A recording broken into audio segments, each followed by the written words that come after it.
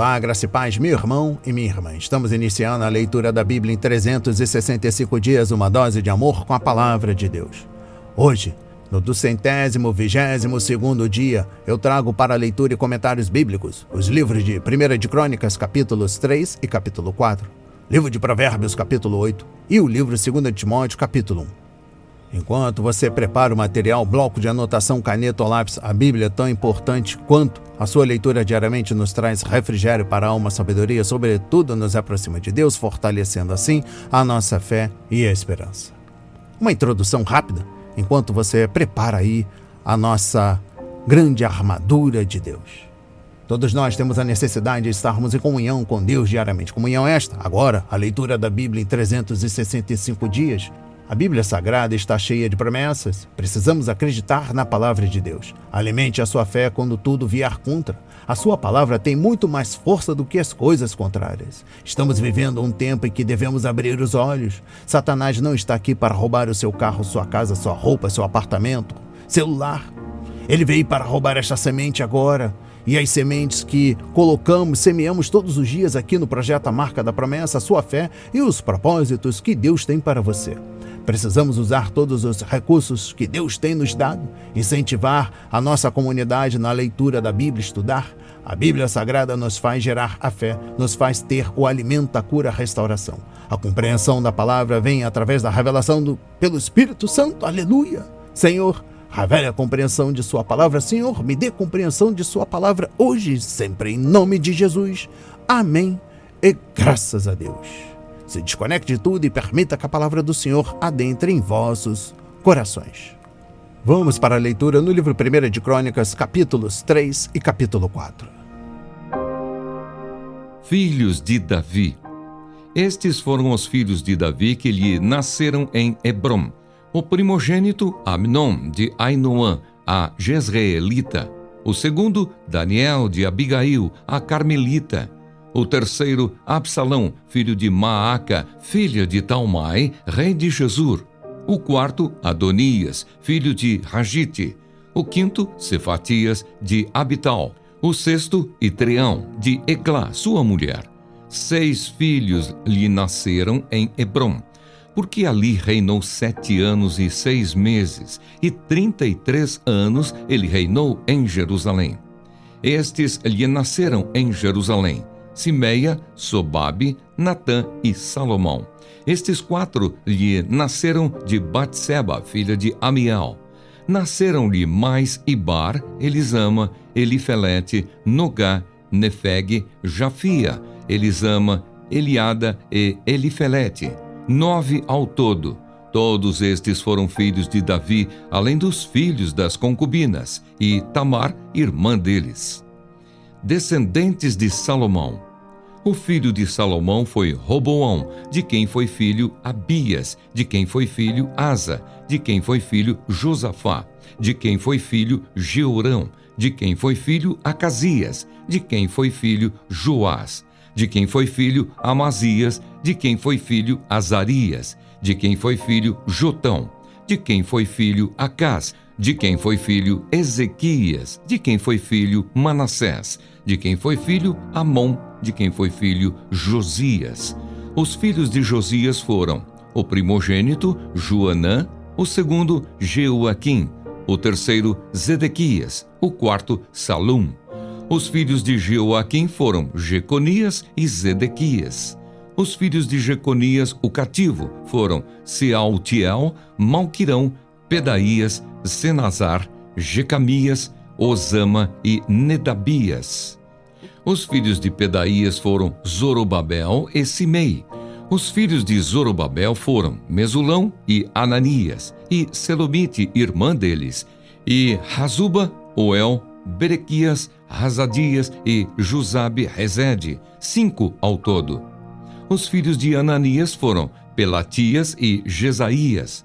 Os filhos de Refaías, os filhos de Arnã, os filhos de Obadias, os filhos de Secanias. O filho de Secanias foi Semaías. Os filhos de Semaías foram Atos, Igal, Barias, Nearias e Safate, 6 ao todo. Os filhos de Nearias foram Elionai, Ezequias e Asricão, 3 ao todo. Os filhos de Elionai foram Rodavias, Eliasibe, Pelaías, Acube, Joanã, Delaías e Anani, 7 ao todo. Descendentes de Judá.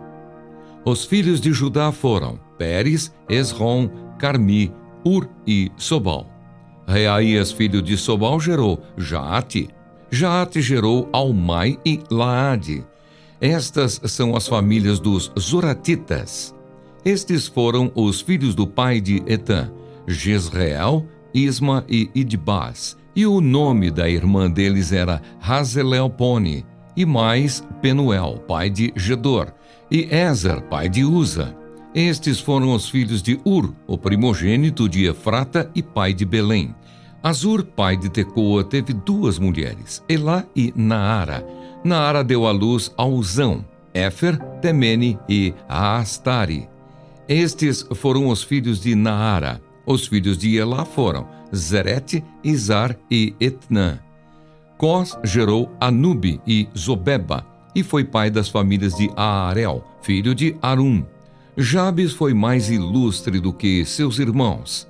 A sua mãe deu-lhe o nome de Jabes, dizendo, porque com dores o dei à luz. Jabes invocou o Deus de Israel, dizendo, ó, quem dera me abençoasses e expandisses o meu território. Que a tua mão esteja comigo, preserva-me do mal, para que não me sobrevenha aflição. E Deus lhe concedeu o que ele tinha pedido.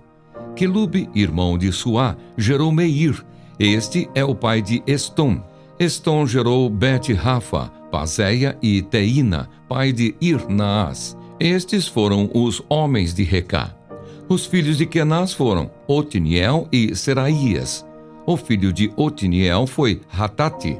Meonotai gerou Ofra e Seraías gerou Joabe, fundador do Vale dos Artífices, porque os dali eram artífices. Os filhos de Caleb, filho de Jefoné, foram Iru, Elá e Naã, e o filho de Elá foi Kenaz. Os filhos de Jealelel foram Zife, Zifa, Tiria e Azareel. Os filhos de Ezra foram Jeter, Mered, Éfer e Jalom. Os filhos de Bitia, filha de Faraó, que Mered tomou por mulher, foram Miriam, Samai e Isba, pai de Estemoa. E sua mulher judia deu à luz Jered, pai de Gedor, Eber, pai de Socó, e Jecutiel, pai de Zanoa. Os filhos da mulher de Odias, irmã de Naã, foram Abiqueila, o Garmita, e Estemoa, o Maacatita. Os filhos de Simão foram Amnon, Reina, Ben-Hanã e Tilom. E os filhos de Ize foram Zoete e Ben-Zoete. Os filhos de Selá, filho de Judá, foram pai de Leca, e Lada, pai de Maressa. Selá foi também pai das famílias da casa dos que trabalhavam com linho em Bet-Asbeia, bem como de Joquim, dos homens de Cozeba, de Joás, de Sarafe, os quais dominavam sobre Moabe, e de Jazube-Leém.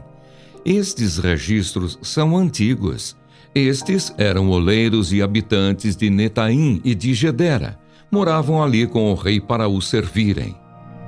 Descendentes de Simeão. Os filhos de Simeão foram Nemuel, Jamim, Jaribe, Zerá e Saul, de quem foi filho Salum, de quem foi filho Mibzão, de quem foi filho Misma. O filho de Misma foi Ramuel, de quem foi filho Zacur, de quem foi filho Simei. Simei teve 16 filhos e 6 filhas, mas seus irmãos não tiveram muitos filhos, nem se multiplicaram todas as suas famílias, como os filhos de Judá. Habitavam em Berseba, em Molada, em Azar-Sual, em Bila e Ezem, em Tolade, em Betuel, em Orma, em Ziclag, em Bet-Marcabote, em Azar-Suzim, em Bet-Biri e em Saaraim.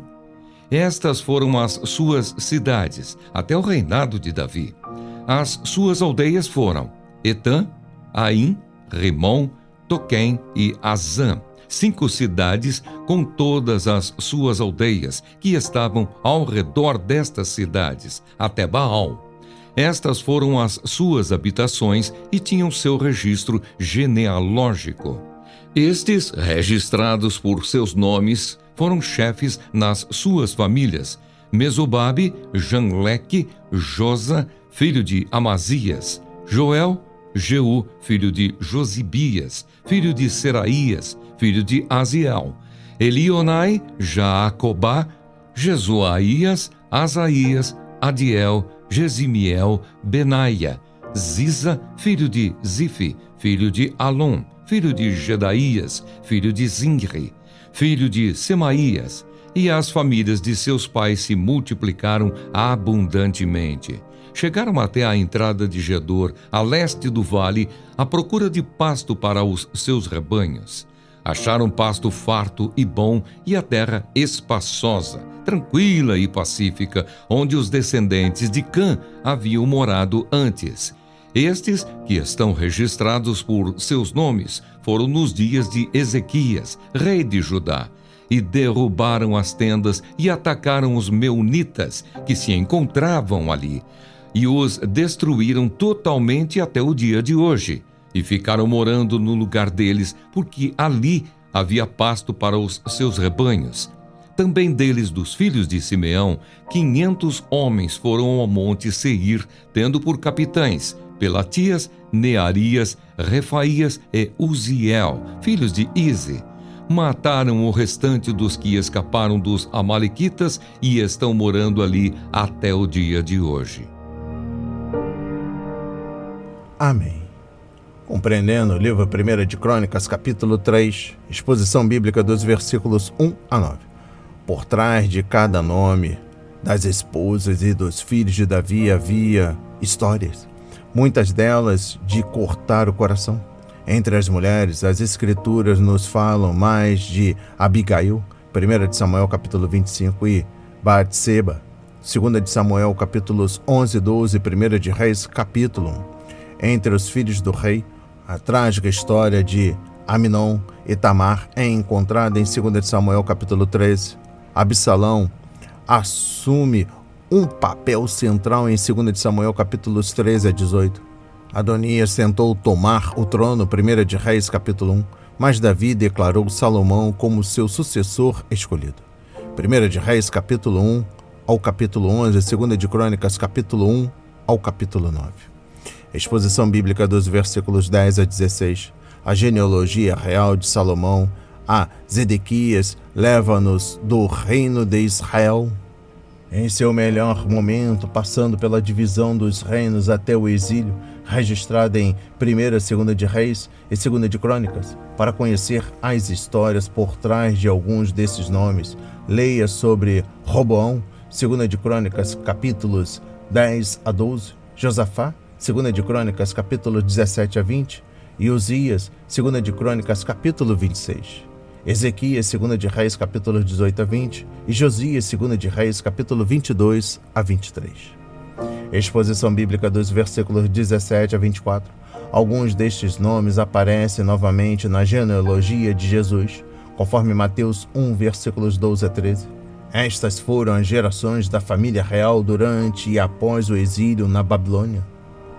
Compreendendo o versículo 19, Zorobabel conduziu o primeiro grupo de exilados da Babilônia de volta a Judá e reconstruiu o templo, conforme Esdras 1 ao capítulo 6.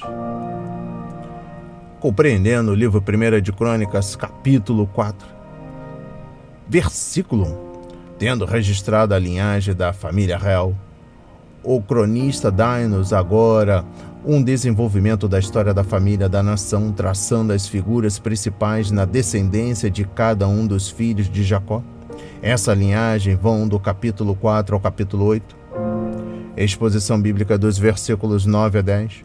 Como uma joia preciosa entre pedras comuns, o vislumbre que temos de Jabez é uma nota de rodapé na história sobre o impacto de um homem comum que foi fora do comum, Aqui encontramos uma vida digna de ser lembrada, porque Jabez fez uma oração ousada e Deus atendeu ao seu pedido.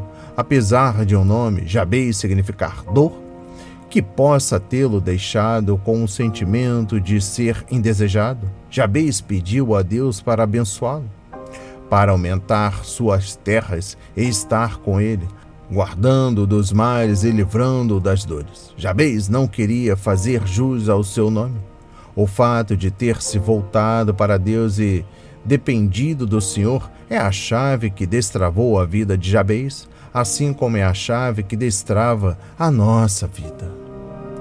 Compreendendo o versículo 13, sendo este o último, o Otoniel, mencionado aqui, foi o primeiro juiz de Israel. Os juízes foram uma série de líderes talentosos que Deus levantou para conduzir o povo depois de Israel se estabelecer na terra prometida. A história de seu papel especial é encontrada em Juízes, capítulo 1, dos versículos 9 a 15 e capítulo 3, dos versículos 7 a 11. Vamos para a leitura no livro de Provérbios, capítulo 8. A excelência da sabedoria. Por acaso não clama a sabedoria? E o entendimento não faz ouvir a sua voz? A sabedoria se coloca no topo dos lugares elevados, junto ao caminho, nas encruzilhadas das veredas, junto aos portões, à entrada da cidade, à entrada dos portões, ela está gritando: é para vocês, homens, que eu clamo, e a minha voz se dirige aos filhos dos homens. Vocês, ingênuos, entendam a prudência, e vocês, tolos, entendam a sabedoria. Escutem, pois falarei coisas excelentes, os meus lábios dirão o que é reto, porque a minha boca proclamará a verdade, os meus lábios detestam a maldade. Todas as palavras da minha boca são justas, não há nelas nenhuma coisa torta, nem perversa. Todas são retas para os que têm compreensão e justas para os que acham o conhecimento. Aceitem o meu ensino em vez da prata e o conhecimento em lugar do ouro escolhido. Porque a sabedoria é melhor do que as joias e tudo que se possa desejar não se compara com ela. Eu, a sabedoria, moro com a prudência e disponho de conhecimento e de conselhos. O temor do Senhor consiste em odiar o mal. Eu odeio a soberba, a arrogância, o mau caminho e a boca que fala coisas perversas. Meu é o conselho e a verdadeira sabedoria. Eu sou o entendimento, minha é a fortaleza. Por meio de mim os reis governam e os príncipes decretam justiça. Por meio de mim governam os príncipes, os nobres e todos os juízes da terra. Eu amo os que me amam, os que me procuram me encontram. Riquezas e honra estão comigo, bens duráveis e justiça. O meu fruto é melhor do que o ouro refinado, e o meu rendimento é maior do que a prata escolhida. Ando pelo caminho da justiça e sigo as veredas do juízo para dotar de bens os que me amam e encher os seus tesouros. A eternidade da sabedoria. O Senhor me possuía no início da sua obra, antes das suas obras mais antigas. Fui estabelecida desde a eternidade, desde o princípio, antes do começo da terra. Nasci antes de haver abismos, quando ainda não havia fontes carregadas de águas. Antes que os montes fossem firmados, antes de haver colinas, eu nasci. Deus ainda não tinha feito a terra, nem os seus campos, nem sequer o princípio do pó do mundo. Eu estava lá quando Ele preparava os céus, quando traçava o horizonte sobre a face do abismo. Estava lá quando Ele firmava as nuvens de cima, quando estabelecia as fontes do abismo, quando fixava ao mar os seus limites, para que as águas não transgredissem a sua ordem. Quando Ele compunha os fundamentos da terra, eu estava com Ele e era o seu arquiteto. Dia após dia, eu era a sua alegria, divertindo-me em todo o tempo na sua presença, divertindo-me no seu mundo habitável e achando alegria junto aos filhos dos homens. Agora, meus filhos, escutem o que eu digo, porque felizes são os que guardam os meus caminhos. Ouçam o ensino, sejam sábios e não o rejeitem. Feliz é aquele que me ouve, vigiando dia após dia diante das minhas portas, esperando na entrada da minha casa. Pois quem me encontra, encontra a vida e alcança favor do Senhor. Mas quem peca contra mim, violenta a própria alma. Todos os que me odeiam amam a morte. Amém. Compreendendo o livro de Provérbios, capítulo 8, exposição bíblica dos versículos 6 a 9, a mensagem da sabedoria é sempre certa, conforme versículo 6. A palavra certo, em português, vem do latim rectus, que significa reto. Essa raiz também é vista em palavras como direto ou correto. A palavra de Deus também é verdadeira, conforme versículo 7, justa, conforme versículo 8, e clara, conforme versículo 9. A tolice usada em enganosas e distorcidas para conseguir seus propósitos, a linguagem que nós hoje chamaríamos de ambiguidade. Tudo o que a palavra de Deus diz sobre algo é certo e pode ser confiável, conforme Salmos 119, versículo 128. As ordenanças do Senhor são verdadeiras, são todas elas justas, conforme Salmos 19, versículo 9.b. Exposição bíblica dos versículos 10 a 21. A sabedoria tem dádiva melhores para oferecer do que riquezas perecíveis. Bênçãos como prudência, conhecimento, discrição, o temor do Senhor, humildade, palavras piedosas, sábios conselhos, entendimento, direção quanto ao caminho da vida, força para a jornada e riquezas duráveis. Uma vida enriquecida por Deus pode ser pobre em se tratando dos bens deste mundo, mas é rica em se tratando daquilo que realmente importa. Desfrutar das coisas que o dinheiro pode comprar é bom, desde que não percamos aqueles valores que riqueza nenhuma pode comprar.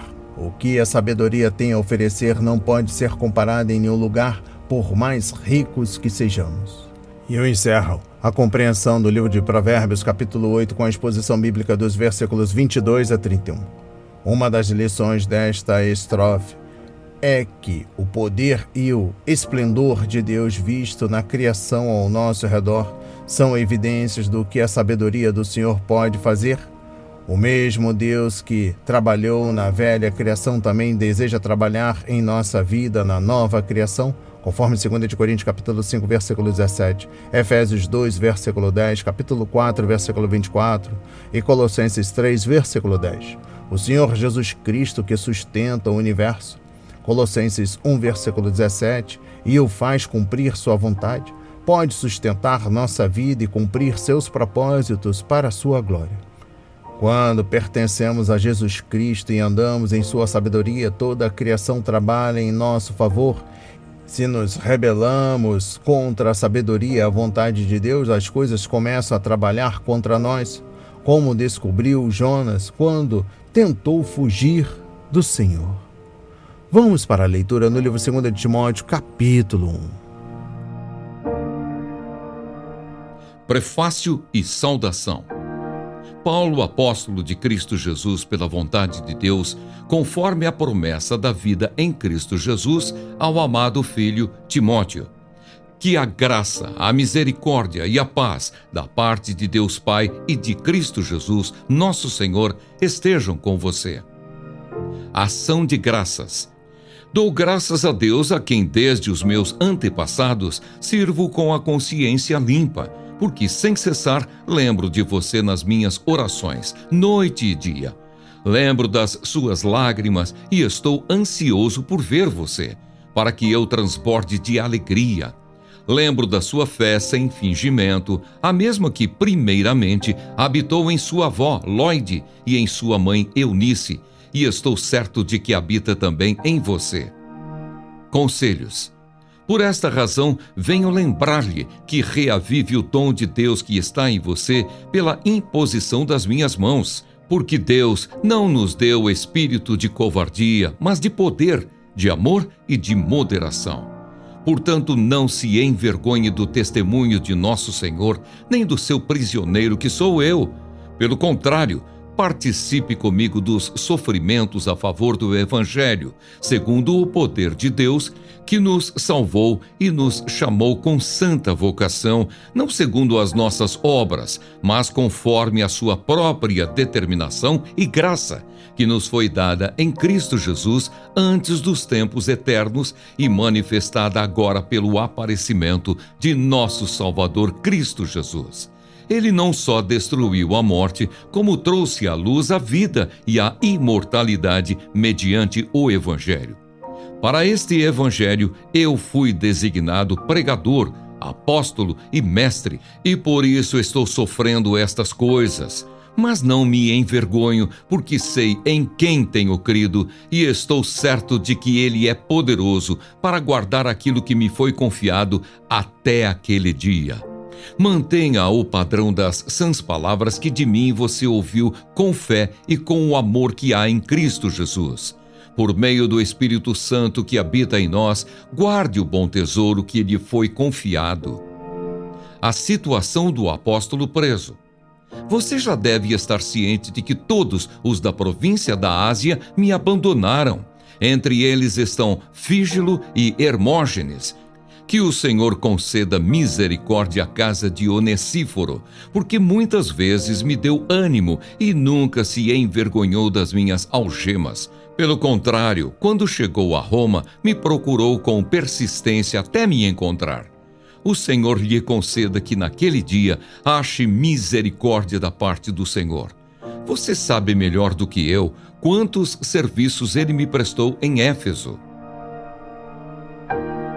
Amém. Compreendendo o livro de 2 Timóteo, capítulo 1, versículo 4. Paulo não pensou que as lágrimas de Timóteo fossem evidências de fracasso ou falta de sinceridade.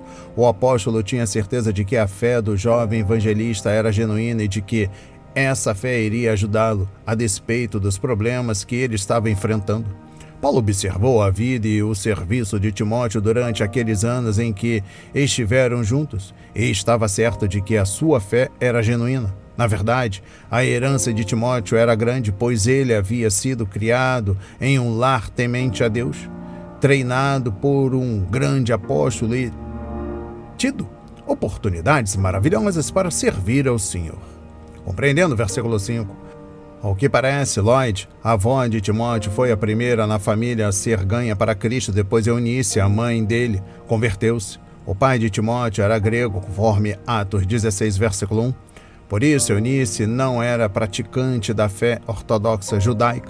No entanto, a mãe e a avó de Timóteo cuidaram para que as escrituras lhe fossem ensinadas, conforme 2 Timóteo capítulo 3, versículo 15.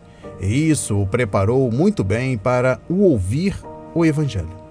Exposição bíblica dos versículos 6 a 7. O Espírito Santo nos dá a capacidade de amar. Se tivermos amor pelos perdidos e pelo povo de Deus, seremos capazes de suportar o sofrimento e realizar a obra do Senhor. O egoísmo leva ao medo porque, se somos egoístas, estamos interessados apenas no que podemos ganhar com o nosso serviço a Deus e teremos receio de perder prestígio, poder ou dinheiro. No entanto, o verdadeiro amor cristão, revigorado pelo Espírito, conforme Romanos 5, versículo 5, capacita-nos a fazer sacrifícios pelos outros e a não ter medo. O Espírito produz amor, conforme Gálatas 5, versículo 22. Compreendendo o versículo 8, o sofrimento pode muito bem fazer parte de uma vida cristã fiel. Os cristãos não são penalizados por terem agido mal, conforme 1 de Pedro, capítulo 2, versículo 20, capítulo 3, versículo 17. Pelo contrário, às vezes eles sofrem porque praticam bem e servir a Deus. Quando sofremos por praticar o bem, então estamos participando do sofrimento de Cristo, conforme Filipenses 3, versículo 10, e do sofrimento em favor de toda a igreja. Colossenses 1, versículo 24. Compreendendo o versículo 9, fazemos parte de um grande plano que Deus determinou desde os tempos eternos. Deus conhece o fim desde o início e tem propósitos para o seu povo realizar para a sua glória. E o sofrimento faz parte de seu plano. Jesus Cristo sofreu pela vontade de Deus aqui na terra e todos os que nele confiam também sofrerão. São os propósitos do Senhor que devemos cumprir, e se esses propósitos incluem sofrimento, então podemos aceitá-lo pela fé e saber que a vontade de Deus é a melhor. Isso não é fatalismo, é confiança no plano sábio de nosso bondoso Pai Celestial. Compreendendo o versículo 12, em dias difíceis é importante que permaneçamos fiéis a Cristo e estejamos dispostos a sofrer por Ele, sem nos envergonharmos por isso. Talvez não sejamos jogados na prisão como aconteceu com Paulo, mas sofremos de outras maneiras. Perdemos amigos, deixamos passar uma promoção, abrimos mão de clientes e somos até desprezados pelas pessoas. Também é importante que estejamos ao lado de servos de Deus que estão sofrendo por causa da justiça. Compreendendo o versículo 13, a palavra modelo significa projeto de um arquiteto. Havia um esquema definido de doutrina na igreja primitiva, um padrão pelo qual o ensino era examinado. Caso Timóteo mudasse ou abandonasse esse esquema, então não teria parâmetro algum que lhe servisse para examinar outros mestres e pregadores. Hoje em dia precisamos agarrar-nos ao que Paulo ensinou pela mesma razão. E eu encerro a leitura da Bíblia em um ano e também da compreensão do livro 2 Timóteo capítulo 1 com a exposição bíblica dos versículos 16 a 18. Onesíforo não se envergonhou das algemas de Paulo. O apóstolo ficava algemado a um soldado romano durante 24 horas por dia e Onesíforo poderia ter inventado muitas desculpas para ficar em Éfeso. Mas, em vez disso, ele fez a perigosa viagem a Roma e serviu a Paulo. Se não fosse a carta do apóstolo, nunca saberíamos que aquele homem serviu a Paulo e à igreja. Mas o Senhor o conheceu muito bem e irá recompensá-lo naquele dia. As palavras de hoje foram semeadas para as nossas vidas, para a honra e a glória do Senhor. Receba este alimento diário, não hesite, compartilhe. Deus está interessado na minha e na sua dor. Que Deus nos abençoe.